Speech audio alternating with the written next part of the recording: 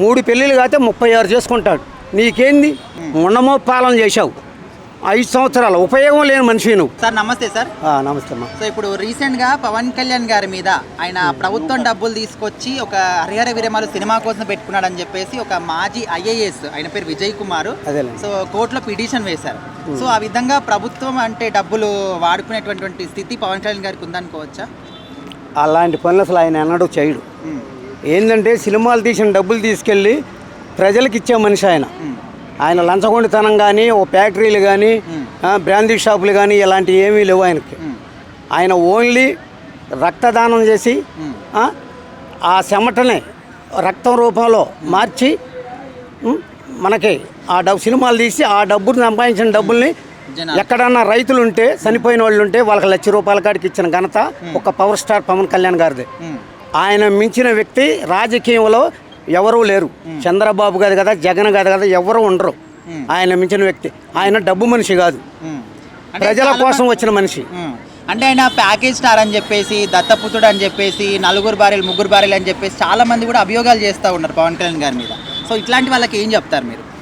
ఇప్పుడు 3 భార్యలు 4 భార్యలు అనే వాళ్ళకేం తెలుసు వివరం? ఆయన బాధ ఆయనకి తెలుసు. ఇప్పుడు నీ ఇంట్లో బాధ వచ్చినప్పుడు నీకు తెలుసుద్ది, నాకు తెలియదుగా. నేనేదో పిచ్చివాగుడు ఆగుతా ఉంటా. ఆ జగన్ కూడా పిచ్చివాగుడు అయ్యాడు, అంత తప్పితే ఏమి లేదు. 3 పెళ్ళిళ్ళు కాతే 36 చేసుకుంటాడు. నీకేంది? ఏ ఫస్ట్ భార్య వచ్చి నిన్ను అడిగిందా ఏమన్నా నాకేమన్నా సహాయం చేయమని? ఆయన సరిగ్గా చూస్తలేదని అటు చేశాడు ఇటు చేశాడు. లేదా 2వ భార్య వచ్చి నిన్ను అడిగిందా? లేదుగా. 3వ భార్య వచ్చి అడిగిందా? ఎవరు అడగలేదుగా. నీకు తెలియదు 3 పెళ్ళిళ్ళు వ్యవహారం.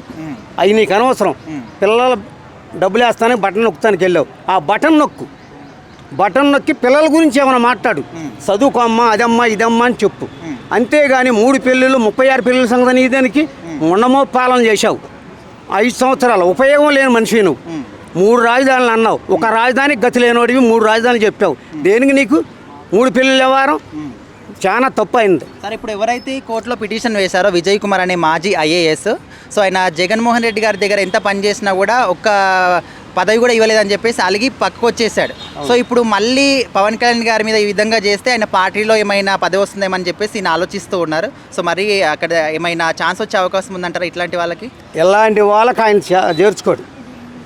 మంచి వ్యక్తి అనే వ్యక్తినే చేర్చుకుంటాడు ఆయన. ఇప్పుడు నాదెళ్ల మనోహర్ గారు ఉన్నారు, నెంబర్ 1 ఆయన జనసేన పార్టీలో కీలకదారుడు. కాంగ్రెస్ పార్టీలో ఉండగా ఆయన ఎన్నో మంచి పనులు చేశాడు.